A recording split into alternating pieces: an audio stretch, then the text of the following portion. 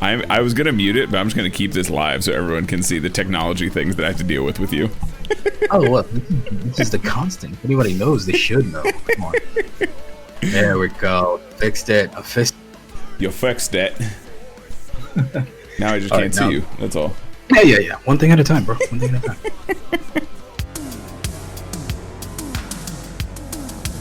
In a world of shiny helmets, spandex jumpsuits, and strange monsters, these heroes force feed you a bowl of awesome that is the Tokudon Podcast. Join Carl, Josh, and Rob as they haphazardly welcome you to the exciting genre of Tokusatsu. Now, open wide.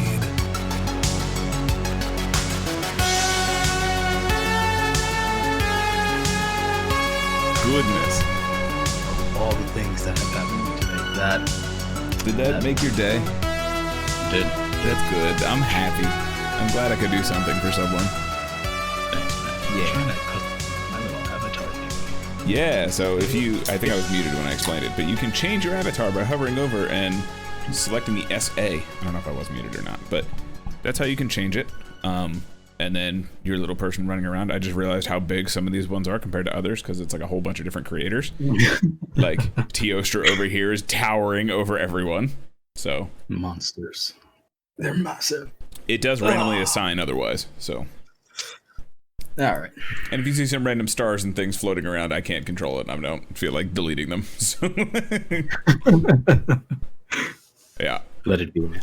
I'm just gonna let it happen. So also I have the fan on because it is ungodly hot in here. So if that like humming while I'm talking gets too obnoxious, someone please tell me. I'm not picking it up, but it should be good. I hear it because I stress over audio. But fix it in post. But if it is too obnoxious, just please let me know. So we're here to do a thing today. Well, we have an idea of what to do today, yeah. We have a plan, but like usual, I'm sure it'll get derailed by something stupid. So a plan, our strongest aspect. Yeah, Plans. that's what we do. Plans and routines. That's what we do around here. I think the only routine thing we're good at is not doing a routine. Yeah, no, you can count on us to not be reliable. That's just awesome. Yeah, $100 straight up every time. What day you want it? Maybe 3 months from then. Yeah, you'll get it Tuesday. I didn't say which Tuesday, but you'll get it Tuesday. Or like Thursday if I forget to, edit the episode for 3 weeks or something. I don't know. It doesn't matter. It's fine. Unless we're talking about Saber. Unless we're talking about Saber, because then that comes out every week for about a year, and we get 47 or 48 of those episodes, and that's kind of what we're here to talk about today. So we're closing the book on Kamen Rider Saber. I thought of that, and I was like, "That's genius! No one ever, no one else has ever thought of that." So, Carl, take a bow, sir. Take a bow. Thank you. Take a bow. Thank you. Thank you. But I mean, legitimately, I thought that was very clever. So. That was good. When we first, I guess, kicked off our reviews, we kind of did every 10 episodes or so. Yeah. And, life happens. So I guess we're just going to kind of give our all-encompassing thoughts. And yeah, because honestly, I don't even remember where we left off with that either. I mean, honestly, I want to say it was probably around like when Juo changed hands for the first time. Around there. Jiao. The dragon caliber, the second caliber started becoming a thing.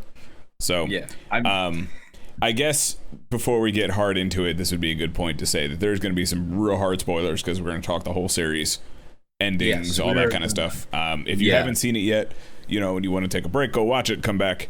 Just don't go too far away for too long. Yeah. Keep us in the back. Keep us in the back. But yeah, we are going to talk like big spoilers. I'm also going to preface this by I haven't seen the extra episode with the Revice crossover. So I saw the Raw, so I have a obscure perception of it because I'm fluent in Japanese, so nothing confuses me. Honestly, speaking of awkward random things that like, did you ever get so used to watching a show in like a language when there's supposed to be subtitles that like you start watching the show and realize the subtitles aren't on, but you still kind of like understand what's happening? Like I was watching Waku Saber, Anyone doesn't know what Waku Saber is? That's the porn Sentai we talked about. It doesn't actually have any porn scenes in it because it's on the YouTube channel. Right. So, but like it's on, I think episode 5 or 6 just came out. So I was like, I'll see where it's at. And I was watching a couple episodes. Yeah. And I was like, I get it. I get what's happening. And then I realized the subtitles weren't on. And then I was like, oh. So you're saying that you can follow through context, through observation, and maybe just the keywords that kind of repeat every now and then. My brain was like registering what was happening.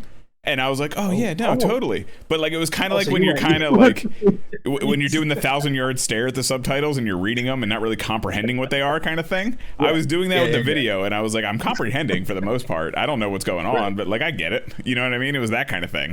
But there was no subtitles on the screen. So like, I mean, it's a ripoff of a Sentai. So I could, there was a bad guy, a bad girl. Pink Ranger was there throwing things at the Green Ranger. I was like, I got it. I get it. I know there's not going to be any deep plot relevant thing I'm missing out here. Probably not even the least, bro. So yeah, that was just a weird moment where I had to like, whoa, okay, weird. I mean, I dig it. I mean, occasionally when I'm passing through like a random YouTube channel and sometimes because the Spanish stuff will pop up, I'll just let it rock. And then I'm like, man, how long has it been since I actually spoke Spanish to somebody at that level? And then I'll give myself a test. My big test for Spanish is to put on like a novela. If you ever watch a Spanish soap opera, they speak at the speed of light, and then for somehow all of the viejas who watch that show can percept it. And I'm sitting there like, somebody's just about to get slapped, and that's all I'm gonna watch. Right? Because I have no idea. What you talking about, like Telemundo novellas, that kind of thing? And even I speak Spanish, bro, and I'm like, nope, God, no. Yeah. Except, at least you speak the language. I speak zero Japanese, other than like random fighting game character quotes, like "Watashi wa." which is probably like how far do you think we could get in Japan if we just like? Honestly, I'm sure I could do enough henshin poses that I could get somewhere. So I'm trying to go that way. And they'll be like, can you can you just be a normal human, please? Like, what is happening right now? Sorry, I don't know how to communicate. Peacemaker says that they checked out the Vice episode 2, and you're not missing much other than a bad first impression of Vice. So yeah. I mean, how about I know you didn't check it out, so I did not. So let's peel that Band-Aid off, because I have no idea what it's about other than Vice shows up, and you're pretty typical, from what I understand, pretty typical intro for a new character. No. I mean, no.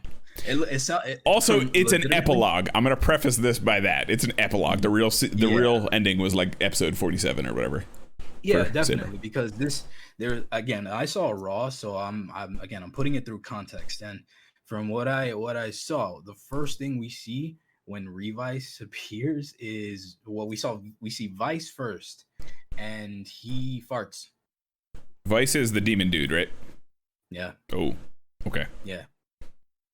And that I'm gonna leave that because that's where we go from there. Like that's what we got. Oh, that's our intro. Yeah, so. Bro. And I mean, it's definitely like it's gonna be fun. Like they're definitely a comedic team. Mm-hmm. You get the vibe, the way they're bouncing off of each other. At least from what I saw, I couldn't understand. Didn't read it, but yeah. It seems like they have that comedic dynamic, and they're both neither the straight man, because Iki seems too goody, too straight and narrow. You know what I mean? Like that's when we first met, like Revi, the main dude, the actual rider. Yeah, Iki Igarashi, I think, if I'm saying it right. But yeah, if his name is Iki and I'm saying it right, his catchphrase is Ikimash or something like that, like his name and then let's go, whatever. Okay. I did pick that up. But anyway, I mean, honestly, it was like a weird intro because it's very comedic. The first thing Vice does is fart. You see the reactions from everybody covering their noses, even the masks. It's just like, okay, cool. And then you only get like the tease of the henshi, that quick when it just covers them in the light and then they're formed up. Mm-hmm. That's all they really do. So you don't get the full thing. Henshin. Okay. Right. So they beat the one cool thing is the the enemy that they fight in this one is the Bata. I'm not sure what the enemies are called yet. The Bata Revice stamp, whatever kaiju forms from that, is the one that they fight in this episode. And Saber and Kento fight it. They're the only two that are really prominent in the episode. Everybody else is dealing with like real world stuff from what I saw. I'm a little confused as to where they're leaving the relationship between Mei and Rintaro, because I didn't see this Durandal aspect. Maybe I missed it. I should probably rewatch the last couple episodes. Wait, what happened? Exactly. I don't know. I didn't read any subtitles. No. I'm saying in the episode, like, did they have like a thing where she looks like she's a crush on Durandal or something? Either that or heavily implied that he has a crush on her. You know, from just the looks of it, I couldn't tell, because they spend the whole episode. They really spend the whole episode like Rintaro's having to tell her something, and then by the time they finally get to it, it's like it's a dead joke. And then, like at the end of it, when they're doing like this big wrap up, Durandal and May are like smiling at each other, and I'm like, I mean, I'll take a Durandal randomly being into May over Reika being really into Durandal. listen, to be fair, like she's really into her brother. Like, teetering a lot of weird elements. There's a lot of really weird looks that those two share. I get it. I'm trying not to go there, but yes, I would prefer that. Other than that, you're right. However, in terms of the story, it just didn't add up. So I'm definitely needing to watch this again with the subtitles, because otherwise I'm just like, I'm even more confused. The cool things are when they fight the kaiju, they do the team up between Revice and Vice, and you can tell if it's gonna be a thing. Their team tactics are gonna be dope. It's probably gonna be the dopest part of their show, because all they really did was fight together. If I'm explaining that right, it's kind of cool to see it, but like tandem fighting, not just like two dudes fighting. Like the one move would lead off into another, like rolling over each other to kick them and stuff like that. And more like a supernatural, because Vice would like extend a limb and like wrap up the guy or attack, and it's very like you're gonna see, like it's probably like if Vice is Mr. Fantastic. I'm seeing he's gonna be doing a lot of stretching for the fights.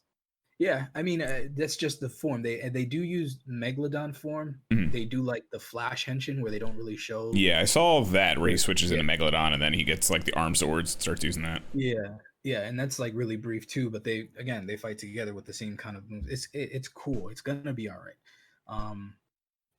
If I'm gonna look forward to anything after the first dose.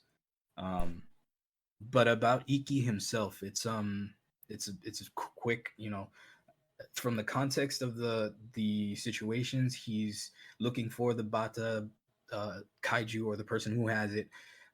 It's not like it's a corrupting thing. Somebody gave it to him, so that's probably going to tie into the show.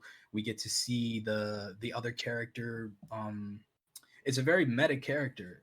I didn't realize how he the one with the glasses is who's always taking the pictures. I don't remember his name, but he's one of the newer characters where he's got 01 plushie tagged on. I did see. I saw him in the preview.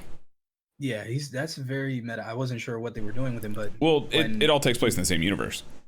Yeah, no, I know. I'm just like kind of like wondering what his role is going to be. Maybe that's more the tie, so that they played off a little more than they did in Saber, because they did say like when Saber started that Saber's in the same universe as 01, so it was kind of like, are we going to see like human gears? We did see one at the very end, but like I was kind of surprised we didn't see more, or like some Zaya tech floating around, like the Zaya glasses, anything like that. Literally anything. Like it didn't have to be crazy, like a human gear goes rampant and they got to stop that now. But like just literally anything. Yeah, a backstep wouldn't have helped, but I get what you're saying. I want to say that seeing the change that every character goes through in their stories. Yeah, I'm hoping this, because it's like when you first met Gentaro, it's like too much. Yeah. Like very cartoony snapshot kind of thing. Yeah. How you doing? Everybody's super happy. Dope, dope, dope. You know, like, and it was like, oh boy. And I think if high pitched voice, if anything is a good representation of how a character can change from the first like 5 to 10 episodes, I think Toma is actually a pretty good example of that. Because Toma was similar at the beginning too, where he carries it through, but like he was very cartoonishly positive kind of thing. They tone it down by a lot. Yeah, they tone it down. Yeah, and then like obviously he over 49 episodes he gets some other emotions other than like hello happy author man. Other than stories are great. Yeah, so like it sucks that it's such a bad first impression if it is like cartoonishly like over the top. Yeah, it really was, man. I mean, but at the same time, also when it comes to like the stretchy arm stuff, I feel like their debut in like the crossover is always way different than what ends up in the show. Like Ghost is a good example of that too. Ghost never floated. Yeah, like Ghost he floated in like one episode to do like a kick, but like he's floating all over the place in the crossover. Oh, I forgot to mention Vice. When Iki's in human form and Vice comes out, he comes out of an orifice, an ear. He comes out of his ears. That'll come out of his mouth. Yeah, he came out of his mouth at one point, and he talked like this when he was coming back out of his mouth. Like, I'm sorry, it just popped in my head when you mentioned that. So it's gonna be funny, but it might be like way cartoonishly funny. So okay, yeah, Toma's change was definitely leaps and bounds though. Like when we first did, we said that Saber was moving at a breakneck speed, and we weren't sure how they were gonna keep up and where the character was going to develop, because it's like he was being thrown all this stuff and it was always just him going, I'm going to do it, you know. It was very, very shonen for a long time, and even to the end, I guess. Yeah, very much so. Peacemaker's saying that they don't have the Ichigo helmet on the stamp that they used in the crossover itself, so it's kind of they think it has some kind of, like they'll have to purify the stamps or something, or like maybe Vice will have to like do something demony with them, something like that. Yeah. Did you see the kaiju? Because it just looks like a giant grasshopper tank. No, I didn't see any of it. Yeah, that's all. And then it wasn't that special, but I didn't notice, so that's probably true. It's good idea. Yeah, so they'll probably have to do something. I'm sure Vice will be a piece of that, where like maybe Vice like eats him or something and like poops out a new engine device. Maybe he's constantly farting, so yeah. And why not? The power up, the bowel movement, like Jesus. Oh lordy. It really was upsetting, man. It's like I was like, oh wow, I'm finally just kind of excited to see what it's like. Like that the design is dope. I'm hyped for the henshin. He farted. Yeah. Really? Well, maybe they made Vice so terrible because the voice actor is a terrible person, so they were like, let's make his character even worse, and just make it a garbage character. I can dig that. I'm down for that, honestly. Subaru something, I forget. Whatever his freaking name is. Yeah, clown. Yeah, I mean, he's just a clown, that's all it is. Yeah, ridiculous. So let's get into kind of where we might have left off. I don't even kind know. of dropped off circa the Durandal. Yeah, when Durandal and Reika kind of showed up for the first time. Was I feel like it was at the end of the first arc where, you know, Caliber is previous Saber. Really? That yeah. So apparently that episode wasn't written by Revice's main writer, so they may have actually made like that Vice into terrible because that whole situation. It felt weird. It felt completely dude, they had sand in the southern base. They built like a beach in the North Pole or South Pole, whatever it is. I guess the South Pole is the southern base. Yeah. But like I'm like, where is this coming from? Again, I wasn't able to read it, but why? Why? They're casting Wonder Book spells, clearly. But for Saber itself, I mean, we might as well just go through the whole thing. We don't have to go like episode by episode, but I'm not even going to worry about where we left off plot wise. No. Essentially, Big Saber Man, you get a novelist who's trying to save the world and a whole bunch of bad guys trying to find this omnipotent book called the Book of Omniscience or Omnipotence, depending on the subs that you read. The Omnimon book? Essentially, it's the Omnimon book or the God book or the book of everything. It knows everything. It's been everything. And there's a lot of like old lore, because about 2,000 years ago there was a big war for all these pages, and the book was split apart. And then about 15 years ago we had another event that kind of kickstarted our main character into a whole bunch of nonsense, and some things happened, and yeah. So having dreams of a mysterious girl named Luna. So basically, our character starts off as our regular shonen amnesiac who has no idea who he was. He carries around this little ride book that he has no idea is a magical device that will turn him into an ultimate badass. Mm-hmm. Then all of a sudden, shenanigans happen where Tassel starts telling the story. Tassel is one of the characters where I was like, okay. So imagine, if anyone's familiar with other Kamen Rider things, imagine DJ Sagara, extremely flamboyant and a little less useless, or a little more useless to the plot.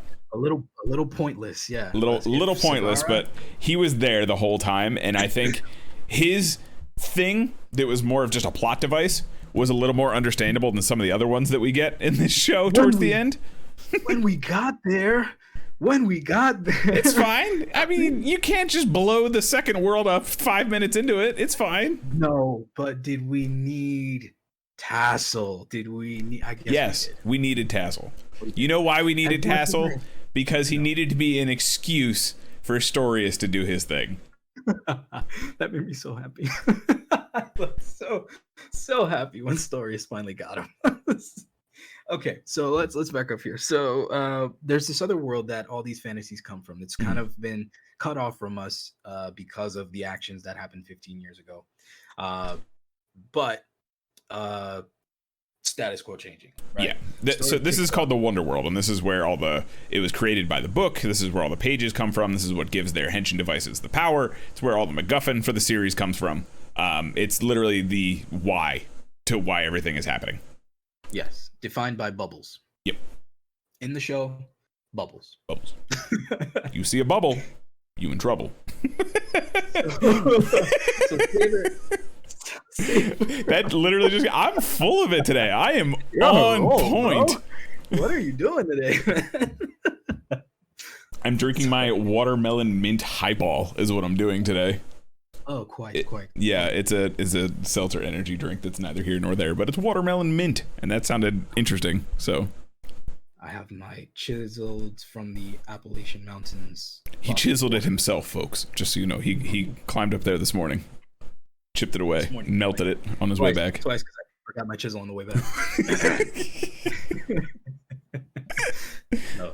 All right, so Toma unlocks the power. We're introduced to Rintaro. Rintaro is a secondary writer for the show. I'm sorry, let me clear my throat. So why don't we, instead of going through the whole plot, because that'll take forever. I'd rather not. Why don't we just run through the writers? So we have about, come out to be 10 writers, 11 writers? We have Saber, Senki.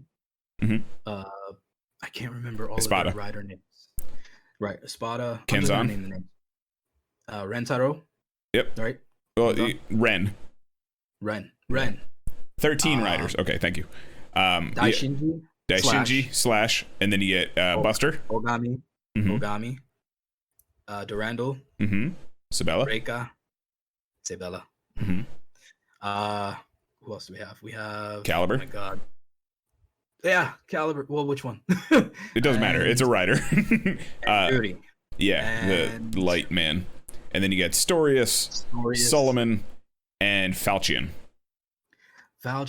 Yeah. That's a funny one. That's a weird one. It's a weird one. One of the better ones. I mean, the actor was the only reason I honestly enjoyed the character at all. So did he ham that shit up? Oh yeah, but I mean, he hammed it up in Amazon's too, so it's fine. He's just literally awesome. the point. Like, that dude's mission in life is to ham up his character. I'm all for it. Anytime he gets away with it, it's fine. Yeah, fine, totally fine. So, all right, so we have all the characters. We have all the writers are basically, God, it's such a feel good show when you really think back of the entire journey, all of them. Again, when you have the fatherly thing, I go back to Ogami because I'm probably a lot older now, so I'm really pulling to Ogami. But his story arc and his whole, like, being the father and wanting to just ensure that the future for not just for Sora. I mean, he put it onto Sora, but I really feel like his whole thing was for the kids. The kids, the other soldiers. When it comes to Ogami, let me ask you this: did you think his wife was alive? Where was she? Where had she been? I genuinely thought she had died, and that's why he was trying to be like best parent for him and Sora kind of thing. And then she just like shows up in the last 6 episodes because they're doing their like break between the cell games thing, where he's just like enjoying life. Maybe she's a human gear and she's like the latest version. And like, ooh, that'd be dark. I'd like that. Yeah. That'd be dark. I mean, it may be explained in the manga. I'm not sure. Maybe that is the case. But like, I mean, it also kind of explains how Sora can just disappear for episodes at a time. Peacemaker saying she was on a business trip. There you go. So I genuinely thought she was dead for the entire series until the last like 6 episodes. And I was like, oh, she's alive. Is this like, and the worst part is, this is the worst part, right? I was so committed to that thought that when she was there and I was like, oh, Sora's getting a new mom. Ogami's going on a date. That's nice. All right, homie. Okay, bro. Nice Ogami. Get it, boy. That's how hard my brain like leaned into this thought. I mean, it really attributes to one of the negatives of the show. It's all the choppy writing. The writing is very choppy. It's so left and right on times, and like. You could tell like it was so close to being well put together, and then I guess they switched writers, right? If I'm right, I think I read that somewhere. Well, I have no idea. I mean, I know it's the Ghost Writer, but I don't know if they switch writers at some point. I don't know if he finished. I mean, there's always multiple writers on it. So the full list of writers: Takura Fukuda, Keiichi Hasegawa, Nobuhiro Maori, and Hiroki Uchida. I don't know which one of those is the writer. the Ghost Writer. Okay, there we go. It's Takara Fukuda. But either way, I think a lot of it too, when it comes to this disjointed nature of the story, is having 13 writers. It was going to be a problem. You know what I mean? Even if it's like, so I get having writers that switch sides like Sabella and Durandal. I get having evil writers like Solomon and Storius. I think it was just they took on too many writers too quickly, and it kind of made it feel disjointed to where like I don't know if they did switch writers or what, but like it kind of felt like they were trying to switch pieces back into place afterwards, sort of thing. Like they were trying to play cleanup, and it was kind of hard to clean up so many ends so quickly. You know what I mean? That's why a lot of characters were like vanquished or like sealed away for like episodes on end. It was just like, I get that you have to make adjustments, but overall it wasn't horrible. I'm not gonna say that this story sucked, no, because I do enjoy Saber. I think once on a rewatch completely, I'm gonna have a better appreciation for it again, because I did for preparation. I didn't want to marathon the whole show and like just cram my head and not try to remember what I remember most. But I saw the first episode again, and then I saw the last episode or 47, and you see where the fire is still there. The excitement is the same, because it's not, how do I put it? Even though you don't know much about Toma, when you finally see the last episode, you have all those memories, and you're like, yep, this was great. Yeah. So, and I think that was kind of something that like was cool about the ending, is kind of like cheesy and heartfelt as it was. I mean, I didn't even think it was cheesy, honestly. I digged it, honestly. Wonder Almighty is very cheesy. Wonder Almighty is extremely cheesy, and the whole like, I thought, well, we can get into the full ending and everything, but like I just thought it was enjoyable in overall. Like I thought it was a good ending. Like it wasn't the greatest of all time. It wasn't my normal shtick where like Blade is obviously my favorite one, so like I'm down for everyone being depressed. But like I thought it was a solid ending, and it was very representative of what we had gone through. And like you're saying, like you think of those memories when you're watching the last episode, and that's kind of his point. Like the stories are what keep it around, and those micro stories throughout the series are kind of what kept it going. And it may not be the best, but I think it stayed true to its message, which I think is really good, and that's kind of what made it the most enjoyable part to me. Right, like it wasn't too much of a you know, you weren't hating how the ending was going. You were the way I saw the ending going is the way it had to be to make it a good feel good ending, to make it something enjoyable. Because if they would have just left everybody dead, yeah, that would have put it for us top tier. I You know what I mean, it would. I was gonna get into that, but yeah. Yeah, if they would have left them dead, we would have been like, "Oh my God, Saber's the best show ever." But you know, they had to do what they had to do. So I get it. See, Mark knows me at this point. He's sabers equals sword and sword equals blade. This is a blade conversation by default. So Blade Gang has arrived, like always. It all leads back to Blade, and that is why Gaim ain't got shit on Blade. Gaim Gang, we need to dance. No. Blade Gang, we need to go sit in a corner and be depressed. Let's do this. We'll dance in front of those emos. Just come on, guys. It's not that bad. Fruit Jesus is here. Oh my goodness. All right. So, man, but yeah. I'm sorry. It's fine. Mark also added that he tried to watch Gaim and it wasn't depressing enough. So I get it. I'm here for it. So like, yeah, like maybe we reapproach it on a rewatch and we're just gonna stop the episode before everybody gets resurrected and that's the ending. Yeah. So back on topic. Yeah, whatever. Did you like it overall? Let's start there. I do, because when we first heard about it, you know, all the themes and everything speaks to me personally, and I gave it a more forgiving shot because I wanted to like it, and I'm not gonna ignore all of the bad things, but I do enjoy Saber. I did enjoy it very much. Not as much as I like Zero. Cops are coming for me.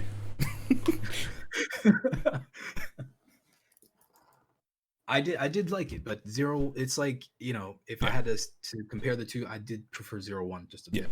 Oh, absolutely. I'm not going to argue that at all. I did genuinely enjoy this. I think it gets more flack than it deserves, honestly.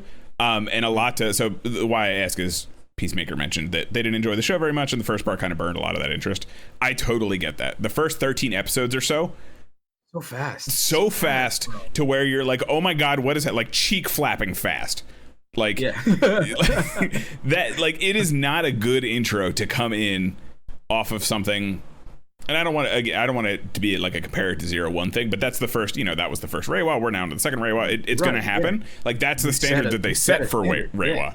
So it's already there. I don't want to compare it just to that, but like that is also what it's most directly compared to. I think of the two, you know, that he's written, Ghost, this is infinitely better than Ghost in my opinion. Like hands down, way better. Ghost isn't even a story. What are you talking exactly. about? That's my point. Okay, so it was fun and I enjoyed it and I was entertained week to week, and a part of it is, you know, there are certain things that I could latch onto a little more that probably let me be a little more forgiving. Like I love Tadagami. I think that is one of the coolest suits they've come up with in a long time. And I know the hair looks stupid, but I love it. No, I mean, I love the hair. I think it's a cool thing. Yeah. Like, when's the last time we saw a furry rider? Like, come on now. Exactly. So I'm down for stuff like that. I love Tadagami. Rintaro, you know, he's kind of, I'm take him or leave him kind of thing. I'm indifferent to him. Yeah. I mean, his secondary arc wasn't that bad, though. No, I mean, no. And that's kind of what I feel like overall with the show. Like, it wasn't that bad. All right. It wasn't that bad. You know what I mean? Like, that's my general, like, gut feeling when I think Saber right now. Exactly. Like I'm not walking away from it wishing for more. Like I'm okay with what I got. If that's the best that they could come up with, okay, that's fine. Yeah, that's fine. I'm totally here for it. And Mark mentioned that, you know, it had a certain charm to it, and we got some great memes. Like I tweeted, you know, after all said and done, Saber's legacy will be the run. Hands down, that will be its legacy. Yeah. Luna. That'll be Saber's legacy. So yes, you know, and Daishinji died. Oh my goodness, that was. Shinji died. That was great. Oh my goodness, Daishinji. That is a character I could do an entire expose on. If for all the other Sabers, all the other Calibers, whatever their names, are, sort of logos, his is a very, very new character and a very fresh one. He's not like any other character for a long time. Yeah. Like as he like I really did they abandon I didn't try to notice, but did they abandon or did he overcome his aversion for eye contact? The whole thing is I think he just spent so much time with his friends sort of thing. He kind of just stopped worrying about it. Because like he really didn't know anyone who was in and out of the base kind of thing, you know, other than like Ogami. Yeah, I couldn't remember if they gave him like a character. I honestly think they just kind of stopped talking about it. Okay, because I was waiting for something to happen. Because I was really looking forward to him like overcoming and really being like a more another version of Rintaro coming out of the shell. So I don't know. I was looking forward to that. I couldn't remember if it had happened or I missed it. Yeah. But whatever. Yeah, his character is one of the doper ones. I like that he started off as like this blade badass. Like you couldn't kick his ass for nothing. Like like he was the dude. Yeah, he was the Mr. Dangerous for this. You know, he was the litmus test. Yeah. For what Saber was supposed to be. And he definitely like not that he was ever a bad guy, but he kind of did have that cartoony thing that kind of towards the end where like he did become kind of a meme a little bit. But it was they all did. Played up from like his base stuff, you know what I mean, and not to a cartoonish level. So like, you know, he's always been obsessed with the swords, he's always enjoyed working on them, and like he's kind of like the basement weirdo when it comes to that stuff. And I feel like they cooked that up a little bit, but it wasn't to like an intolerable level, you know what I mean. The only thing I wish they steered into a little more was the metal rock star thing. I wish they steered into it a little more. Yeah, just when he uses Bremen, especially towards the end, he doesn't like, you know, which I think given the stakes would have added another level to it. You know what I mean? Like, despite all that, he's still like, So I was a little annoyed by that, but I did enjoy his character overall. And that's an extremely minor grievance. Oh yeah, extremely minor, but like that was my favorite aspect of the character, and that's what solidified him like right out the gate that he was my favorite rider. So that's what I'm saying. We have to dig for something to complain about. Him, so I dig that. I get that we're okay with him. Other riders, however, are not as on par. Not even nowhere near as close. Durando, and like he's very like. I think he's very middle of the road when it comes to the characters in this show, honestly, like Daishinji in the grand scheme. Like he had that a few moments. He didn't have a huge arc, kind of like what Mark was saying. He needed a little bit more. We obviously needed more Brennan No Rockman. But yeah, he's very middle of the road, and I think he's a good like gauge for the rest of the cast. You know what I mean? I mean, Buster is the number one. I think if anybody can get along with anybody, Buster is. Let me tell you, like Ogami, honestly, I'm indifferent to his character. Like I don't have that same, you deal more with like your nephew and stuff. You have that like fatherly thing going on. I don't feel that. I'm dead inside. I'm alive, but I'm dead. You know what I mean? We'll get there. Yeah. Together. But I will say, every time Buster comes on screen, I'm like, that's the one. That's the one. Like that's the one. Every single time I see, I'm like, that's my rider. That's the one I want to be. I don't care about anything else. You can give me what, except maybe Dragonic Knight. I will give it that in Tadagami. But like Buster, I was like, nope. I like that one. I like that one a lot. Headcanon Sora taking that up in the future. Oh boy, that's gonna be dope. Yeah. So I mean, we got plenty of time for V Cinemas. I'm sure it'll happen at some point. There's one more coming up. They already announced one, or I think they just released the trailer this morning. There's a trailer. Yeah, there's a trailer out. It's a very clippy kind of trailer, like 30-second. Here's some clips, but it looks like Espada's gonna get his version of like Lion Senki and Dragonic Knight, which I am super excited for. I'm okay with that because I was okay with him having his own thing though, like his just being the 3-volume, like. Yeah, that first super form, right? Yeah. Mark saying that Ogami, the Buster manga, is really good. So I'm excited. Is it translated anywhere? I would love to check that out. But yeah, no, Ogami, he's another one who's very middle of the road for me, and it was cool to see their brohemness, their bro love between him and Daishinji. I thought that was really cool. And the fact that they like the team ups at the end were very strange at first, other than like thanks, Mark. Yeah, just hit me up. I'll read it. But they were like very strange at first. Like Kenzan and Daishinji is a very strange combination to me, but it was also like maybe just because we haven't seen them before, and I was kind of for that too. I think it was for the sake of freshness. That's how I thought of it. It's just like there's and then the tactical or at least the fact that Yuri had to do that marathon run. And like maybe. So we can get into that whole ending there in general because I have a lot of opinions about that. When I texted you this morning, I was like, I have a lot of opinions, and a lot of them had to do with that whole section. Let's get into the final episode. Well, I kind of wanted to get through the writers first, honestly, just to kind of. Oh my god, bro! Like, okay, we can do both. Because it is kind of the point is like they highlight the writers. That's kind of the whole aspect. Yeah. I will say overall, I think even like the second half of the show in general, I think the choreography got amazing. It never was bad. It was never awful, but like CG too much at some points. But yeah, but like, and a lot of it could have been COVID stuff. You know what I mean? They got to do the green screen, all that kind of stuff. But like, absolutely, pretty much where he gets, where they get like Lion Senki and like King Arthur, like onward when they started doing the tandem fights and stuff like that. I think it started to get amazing to where I was very impressed by these last couple episodes, like this whole run. So story wise, if anyone's unfamiliar with the story that's listening, Solomon creates this like pseudo final book, becomes Kamen Rider Solomon. So he's the master of Logos, and then he turns into a huge dick. And then basically Storius, one of the Megiddo who's been there since the beginning, goes in and goes, ha ha ha, I'm the true evil villain because stories are the worst and I was a poet one day. And well, wait, I get it. No, Storius, and here's the weird part. I get Storius's rage, and he's like an extreme version of what I would become. You know, I was watching it and I was like, I bet you Rob relates to this a lot. Oh my god, I'm like, Storius, bro. I get it, man. Like, I understand, bro. It's okay. I would want to blow everything up too. So, in a nutshell, so to give the overview, Storius from the beginning has been manipulating events to play into his big scheme to take the power at the critical moment because he's so pissed off about plagiarism. He plagiarized the Book of Knowledge, and he's very mad at it because he thought it was his idea. You know, when you come up with an original idea and you find out that, hey, this other dude who's like 3 times more popular, richer, and handsomer than you, it's already his. And his name is Tite Kubo, and you like his Bleach stuff so much, and you came up with like a whole arc, and he stole all of your ideas for it. It's okay.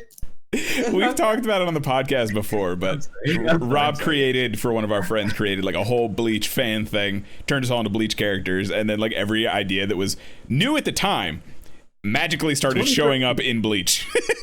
2013 I wrote this, and what was it, 2015 when it started happening, that everything started coming out? Something like that. And when the 1,000-Year Blood War arc was coming out, I think it was like a year after I had written that, and everything I had written was in there. It was funny. It was funny. It was watching him crumble under like non-existent copyrights of how this man found his Google Drive kind of thing. How did it happen? Who told him?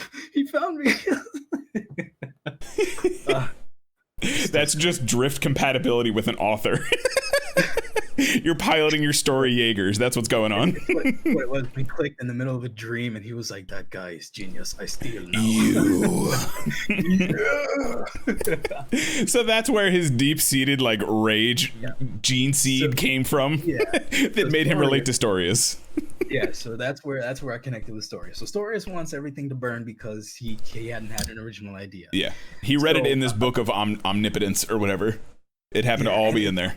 Everything. And it was a really cool thing because it really drove home the fact that the book has literally everything in it. Literally everything. So there was nothing that Storius could do to free himself. And I get that. I understand this predetermination, this feeling trapped, and that's what he was going against. It's just how you did it, bro. It's really just how you did it, man. Like you had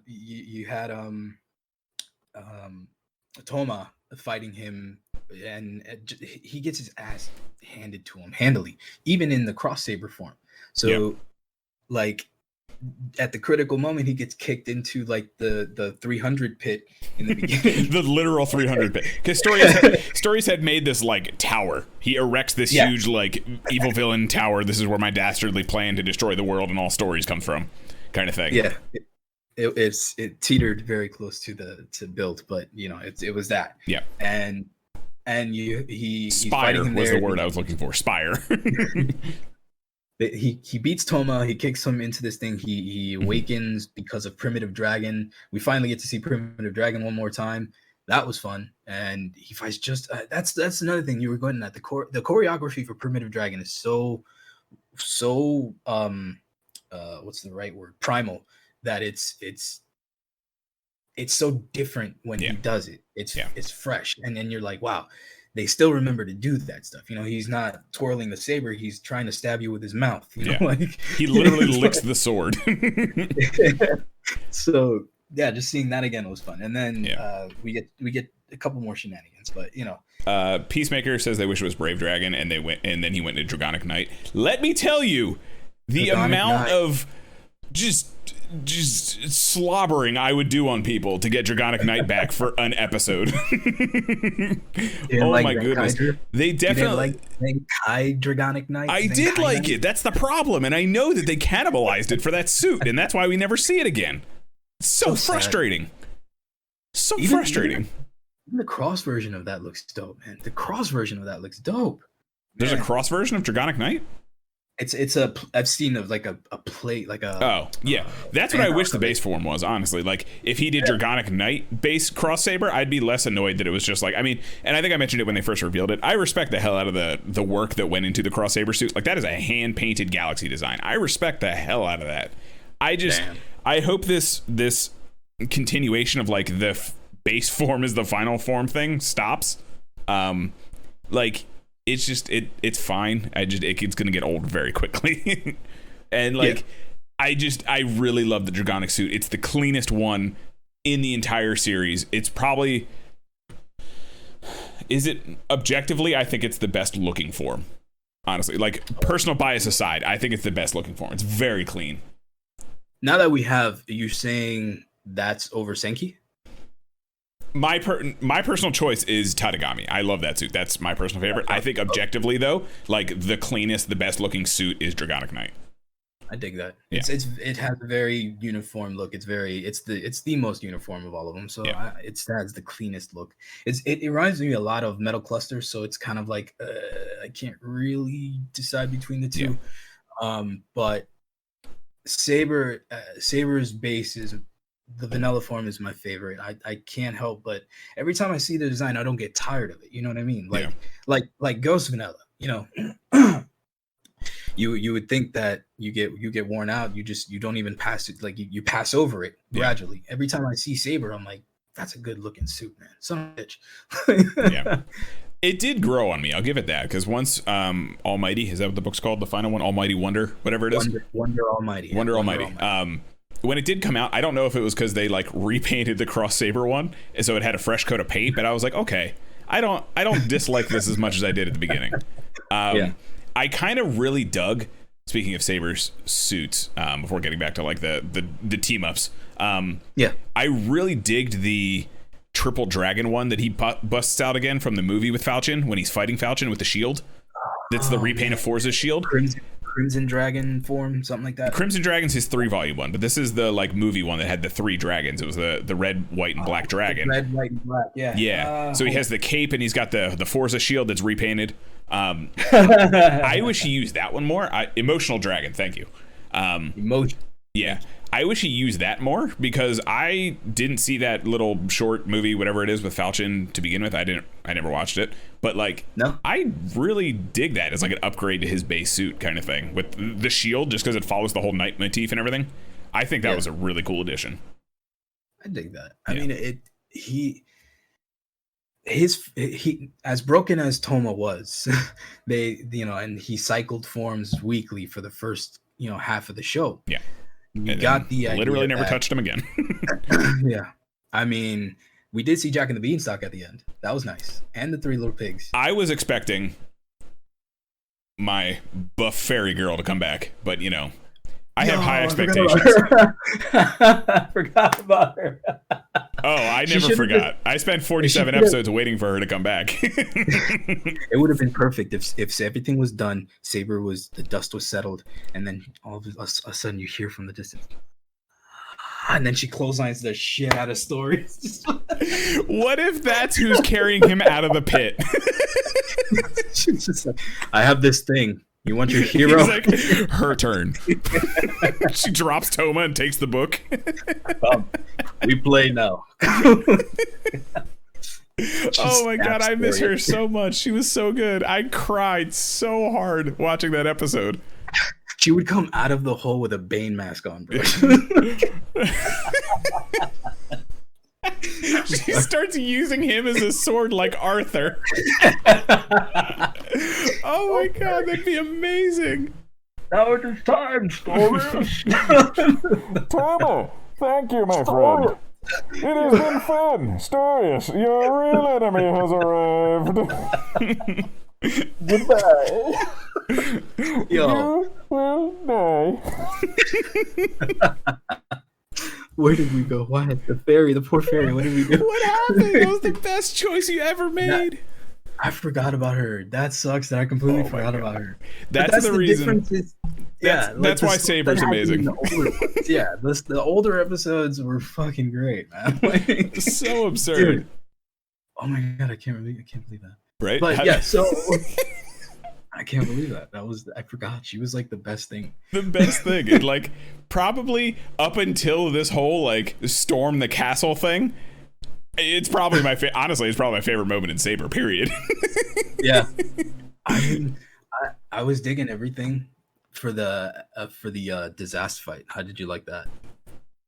So Disaster was an interesting character, and by interesting I mean I think they could have done a little more with him. I think they should have, and I think they would have. They should have, but I think a lot of it, Shigaraki being the voice actor is probably kind of expensive. And I think a lot of his character was sold by the voice acting. You think he charged per word too? Like, what is this sentence? No, cut that in half. Yeah, I wouldn't. I don't know. He probably just decayed the script when he was done. You know, it was like, you know, I understand it. Yeah. Your point makes more sense as to why they cut him a lot shorter, because that little arc he had with Ren. Did you think that was the best direction for both of them? Yes, absolutely. I think that chunk there's little moments of that throughout the whole series, right? Where like you have these microscopic, and I'm gonna say microscopic because there's a point to this, microscopic moments between two characters that are very, very well done. And it's kind of surrounded by a lot of like, like there's a lot of fluff, I feel like, between these microscopic, really like you get to the meat of these things and they're fantastic. Like the whole, like that 3 episodes where, you know, Disaster is dying literally. Until we get to when Kenzan does his Omni Slash with the not even stupid, that was a terrible word because that was amazing, but he does the Omni Slash, awesome, and it's like, it's kind of crazy. Like stupid awesome is, I guess, the way I was trying to think of, and it just came off as negative, but I don't mean stupid in a bad way. No, I got you. You know, up until then, that was a fantastic arc. I just feel like, you know, Peacemaker saying he did follow him around, be like, hey, join my team, let's get weird, you know, all this kind of stuff. Yeah, he did, but like I wanted that bond to sizzle a little more. That's really what it was. Because like I think when you have such great final interactions like that, they could be they could feel like they're out of nowhere when they're not like sprinkled in as hard as possible. Right. You know what I mean? Like when it's not a slow burn. And again, the way I feel, I'm not articulating this well, but like, and I didn't mean as hard as possible, but like when you let them gestate long enough, you get a beautiful butterfly that comes out. You know what I mean? And I think some of it is we skip to them in the cocoon and then the butterfly comes out. Right. And that's what I mean is like the payoff wasn't as big as it could have been. Like it could have been so much more magnitude if Ren ended up having to kill Disaster, it was. And it's not even. I think the payoff was the great part. That's the thing. What I'm saying is like the lead up to that is kind of what made it not as great. Other than Ren's perceived evolution as a character, that his catharsis in that moment is genuine. I'm not gonna take that away. Yeah, but it's not like you gained.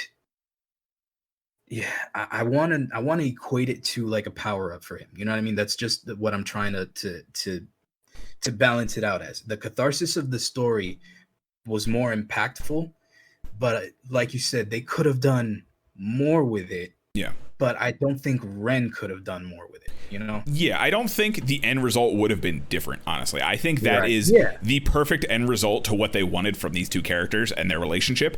It's just the journey to get to that point, I wanted to be a little meatier. That's all. Yeah. So it's not necessarily where I didn't like or felt like it was a bad ending. I thought it was fantastic. I thought that whole moment, like I got a little choked up a little bit. I was like, ooh, his buddy, ooh. I just wish it was kind of more like, I think it was more of an empathizing with that situation kind of thing than it was like, oh, I've really spent time with these characters. I really feel for both of them. You know what I mean? That kind of thing. Yeah. Because I'm just a big old softy my old age at this point. So that's pretty much what it is. So there's a lot of moments like that, and there was another one I was thinking of specifically when I was thinking of this before we get on the show, and that'll come to me as we talk about it. But like, there's a couple moments like that where I feel like they just didn't gestate long enough to where this great payoff could have had so much more weight to it. That kind of thing. Like, it's not that it wasn't a bad moment. It's just it could have had a better build up. That's all. He kind of really, when you notice the episode before that Disaster is consigning himself to this, it's like, wow, okay, like he knows that he's at his limit, but he sees this other person that is really bringing this other aspect. So what I'm trying to say is, like, I think Disaster, like you said, made it what it was. Yeah. Because I don't think Ren had it on his own. No. So I think Ren is still probably the weakest of all the riders. I don't like Ren, honestly. Like, Kenzan's a cool form. He's got some cool abilities. I don't like Ren. Period.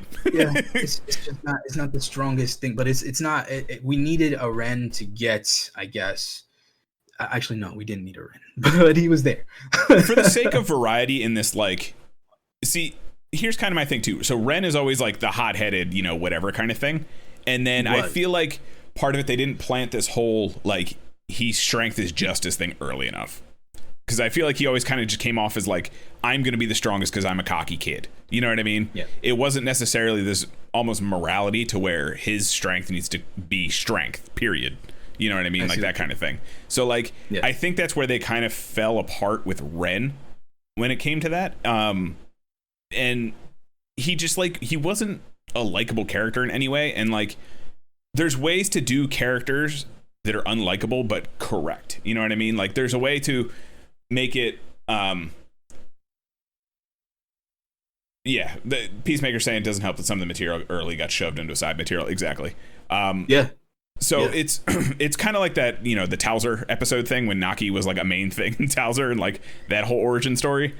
And like, are you getting to kind of disheartened that we have to now consume every side piece of a little cinema thing in order just to get the core story? Yes, very much. Like I shouldn't have to go to a manga series. I shouldn't have to, I'm not saying the Buster manga did this specifically, but I shouldn't have to go to a manga series. I shouldn't have to go to a side series to get a fully fleshed out character in context of the story.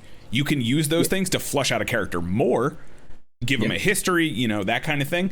But I shouldn't, to get a meaty, juicy character, I should not have to take pieces from 10 different things and put them together myself. I feel like that's just me.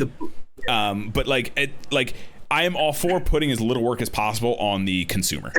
You know what I mean? Right. Yeah. But I get it's to sell things. I get it's for the money. But again, think of it like this. Like we were saying earlier, we didn't know Ogami's wife was alive until nearly the end of the show. Yeah. Now, whether or not that affected the story, no, but it meant a lot to the character, and we cared about the character. You know what I mean? So give us like 5 minutes of them eating brunch. You know? Yeah. Like if you could give us the plays that they put on for this stupid little, like honestly, something as simple as like when he got turned to stone, right? And we were all like, oh my god, they killed Buster already. Holy shit, they killed Buster already. Bro. If they had him have a moment where he was just like grateful to be home to his wife, something as simple as like a 2-minute scene where he just like comes in, and I understand like physical contact isn't as much of a thing, but Ogami clearly doesn't like care when it comes to Japanese culture. You know what I mean? Like, he's a very much like a boisterous, I'm just gonna go for it. Here's my love. Here's my everything. I am best dad. And I feel like a simple moment is him coming home and like hugging his wife would have been so powerful to his character. And it's little things like that that could have really elevated this and all of the characters to a point where I would be like, this is actually a fantastic Rider series. Like Peacemaker. I have a question about the manga if you read it. Is it mostly backstory? It's prequel. It's a prequel. So but he's a high school kid. Talking 15 years? Oh, really? Mark read the manga. Yeah, Peacemaker did not read it. Mark read the manga. Oh. But Mark, it's a prequel. It's high school, I believe Mark said. So it takes place in high school. It's not even when he's 8 years before the show. There you go. Oh, okay. So it's probably how he becomes Sword of Logos and runs around with the old dudes. So you know what I mean? Like then it probably does it do anything for the story? Exactly. Really? So it shouldn't. A side story like that, I think, shouldn't change how you receive a character and how it defines a character. It should add to it. It should be your whipped cream and cherry to your sundae kind of thing. Like you're here for the sundae. Flashbacks we did in this show, bro. Like all the flashbacks we had. You know, it did. Like we had 47 flashbacks of the same moment. Yeah. Throughout every episode. You know what I mean? They did it once an episode. So like. It's just that's kind of what I'm getting at when it comes to the characters themselves. There's little things that they could have used to, like I was saying, gestate these characters a little more to make these last, because I think these last 10 episodes or so were extremely strong. I thought they were very strong. It's just leading up to those 10 episodes wasn't as strong, so it kind of fell short a little bit. Right. I mean, Kento. Mm-hmm. What's your take on Kento? Because arguably, I wanted to like Rintaro more, but I do think I like Kento a little bit more than I like Rintaro. I like Kento a little more because I feel like he had more of a dip into a redemption arc kind of thing, like an actual hump to get over. Rintaro was like his was more of like opening up and becoming like, you know, a human as opposed to like Swordman number 7.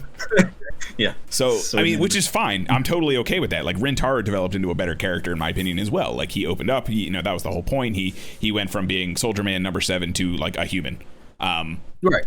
But I think Kento had more of an actual character to start with, and then kind of went through arcs and dips because, you know, at the end of the day. But again, it came back to like Ren, where they didn't really go hard into this like justice is strength kind of thing. With Kento right out the gate, it was always, I'm here to protect my friends. I'm here to protect. And his whole arc kept that theme while also changing his character and the way he's going about it. Yeah. I agree that, you know, when they first introduce him, you get the vibe that he's going to be the down homie. And then when they kill him, you're like, oh, wow. Like, damn. Okay. Like, okay, that's how this and again, and that's like we said in the first arc of the show. Like that's how hard and fast they hit it, where you get fake outs, you get real deaths. Well, I guess a fake out technically, but it's actual. Yeah. He actually died because he got pulled out of there, right? Yeah, he gets absorbed into this. He doesn't actually die. He gets absorbed into the sword of darkness before he dies. It's a fake out. It's a fake out. My bad. But you know, it's just the implication of it is still impactful because he's not like back the next episode. It's not. He's like, gone for a few episodes. Yeah. Yeah. It's an implied like, oh shit, you know. So and then when he does come back, this the way they explain his reasoning was really good. Like I bought into it because it makes sense when you put yourself into his dilemma. Yeah.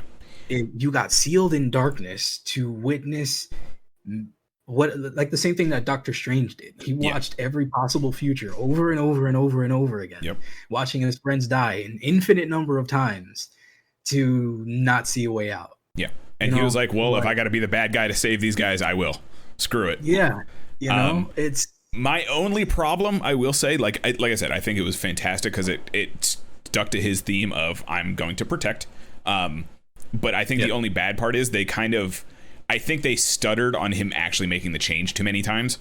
Where it was like, is he gonna take back Espada? Is he not? Is he a good guy now? You know what I mean? Like I think they played that hand one or two too many times to where if he had. And I get it. The whole point was he was, floundering on this new ideal of like, I'll be the bad guy. I'll do what I have to do. I'll sacrifice myself so they don't have to.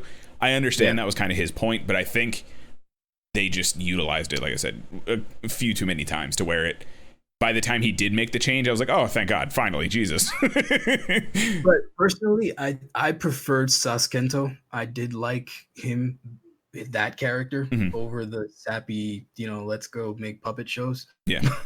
But that's just But I liked it because it's one of those things where like it's there because like not every person, the classic like if you're making people happy, they're probably real sad on the inside, like Robin Williams quote. I forget what the exact quote is, but you know what I mean? Like it was that kind of thing where like, oh, this dude's got some demons, but at the end of the day, he's doing this because he does genuinely love his friends. That's and then even when he did come back around, he was still harbored some of those apprehensions because he was still looking to Toma like, are you sure? like you're sure we're good? He's like, yeah, we're good, bro. We're good. I'm bleeding out of every hole, but we're good. And I think Peacemaker mentioned it earlier, but I think Luna had to do with a lot of that. Like she's very much like not a character, she's just a plot device. Like she had no personality whatsoever. She becomes a MacGuffin, bro. She literally, that's what Peacemaker said. Yeah, literally becomes a MacGuffin. And I think part of that is literally she's just there to do like Kento change, because that's when I feel like he had his resolve of going back to Toma. It was like, no, I got to save my friends, Luna and Toma. And then on that, I think I felt a little bad for Rintaro because it turned into like the three amigos, and Rintaro's like, I'm here too, guys. Hey. I think that's why they really leaned into the May thing, because he had nothing after that. I was like, oh, he's the third guy. Okay. He went from being secondary to tertiary real quick. So I felt a little bad about that. I was like, oh no, Toma's got his good friend back and Rintaro's there. Okay. But so when the one thing that Sasuke could have done that I wish he did was dual wield Espada. Oh yeah, there's a lot of really cool art. The person Catball 1994 who does those really cool exaggerated. They did like the Primitive Dragon, the Hojo Senki that you sent me. They do those crazy like exaggerated ones. They did one where they mixed Espada and Juo, and it looks so cool.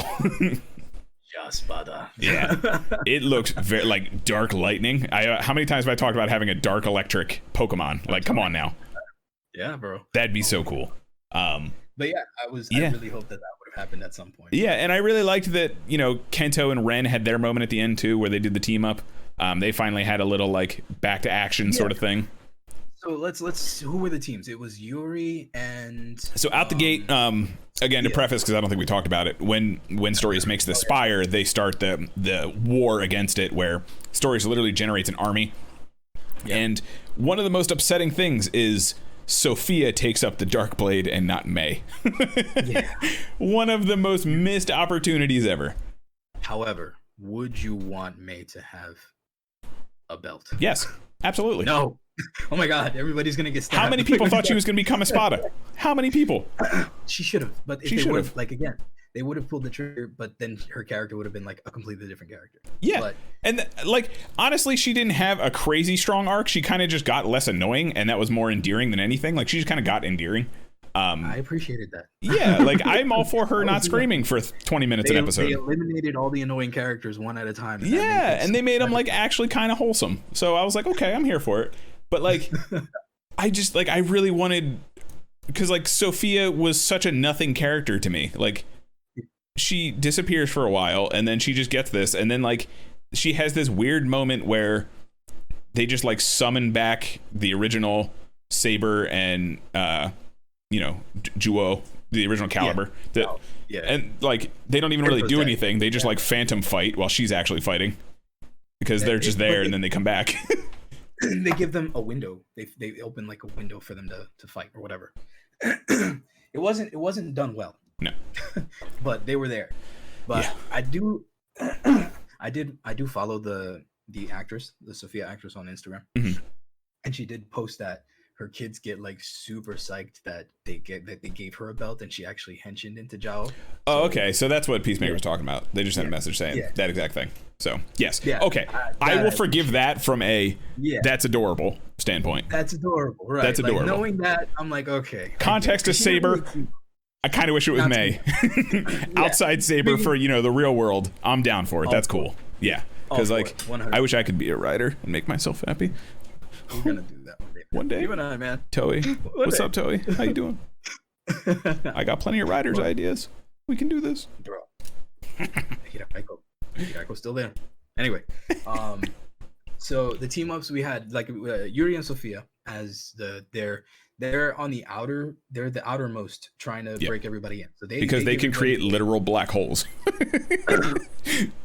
Yeah, let's use the most broken powers out here. Yeah, let's get the masses down with this black hole. That was actually a genius plan. So they do, because it was a legit arc. I was really hoping that they were gonna do like a good half episode of them just fighting goons. But it was a solid like sweep around when they were all fighting the goons before they like ran inside. That's just me, because I like extended battle sequences, and this was like the best version of that. So it's just me. I like. What did you think right before this all started? What did you think of the group henshin? It was okay. It was loud. It was very loud. Cross Saber alone takes up too much, and you really, I really hope the next that Revice's final base form jingle is like a quarter of it, because the Wonder Almighty is tolerable. Yeah, even that's a bit much. Yeah. With the God, hold on, I want to see if I can find it. They're just like, it's just all 10 of them or 12 of them, whatever it was at that point, henshining at the same time, and the fact that like they all had a different phrase and jingle and everything. It was just like so much noise happening to where I was like, why? I'd rather you just do a roll call. I mean, I'm also extremely biased to a roll call, but I'd rather they just did like boom, boom, boom, boom, boom, boom, boom, and like a quick henshin as opposed to like all of them going off at once. Well, that's just because you like Blade. Shut up. Well, listen, I just Saber, Blade Saber, but like it was just so loud. You know what I mean? Like so loud. No, it was. I completely agree. But it was definitely like it was either that or they would have wasted 5 minutes for everybody to henshin. I'm okay with it. I'm okay with it. I would watch a 20-minute episode of having 13 writers henshin. I'm just for 5 saying. minutes of all the other ones for an extra 2 of just cross save. Yep. I'd watch it. So, yeah, but yeah, that happens, and then they work. They work their way inside. They have a really cool like big sweep. It wasn't a continuous shot, but it was like a fake continuous shot of them just like roaming around the battlefield, checking everyone out, everyone doing their thing. A lot of really cool moments. Like I said, the choreography was on point for that. Yes, supremely well done. Very well done. And then Yuri and Sophia stay outside to handle the masses. They literally slash a corridor so that everyone else can run in. And at this point, Stories had actually summoned the 4 sages, which were like the original badasses of the Sword of Logos. I assumed they were copies, not just like the dudes.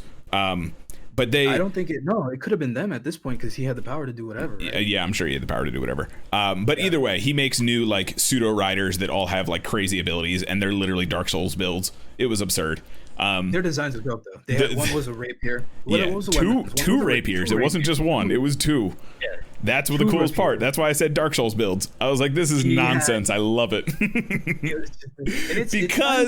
Because that dude had the aura that he lifted Durandal off the ground with. Get there, bro. He gets straight up Musou. Anybody who played Dynasty, Sima Shure's Musou, when he just raises them and just he's doing it with it's both. So good. He's and you see the actual like foot lift. They zoom in on the feet as he's getting lifted up. It's so good. I remember watching it and I texted you like right away. I'm like, dude, Durandal just straight up got Musou and he's super dead. It's so good. Those guys were so badass. Like, why are they so badass for jobbers? To me, it was like these are like the like the fracciones of him. They're like they just have to be like on par of like Cross Saber for them to be that goddamn strong, because it made no sense that they couldn't handle them. And it like but given that you saw the escalation of power, right? You had Yuri and Caliber, who were the base. They only had one form, I think, at that. But then you had who was the next group? It was Ogami and. So the first one was Kenzan and Slash. The second was Ogami and Rintaro, and then the third was Kento and then Toma. And then they mix it up. I'm sorry, and then there was Durandal and Rika in there too.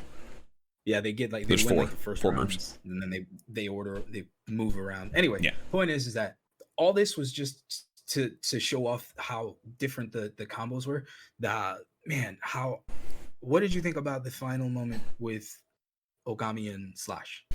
So yeah, so they start off with these basic ones. We talked about the Omni Slash with Kenzan and Slash, which was, they did a really cool thing in there I want to mention real quick before, because Kenzan eventually runs off and then Slash like catches up.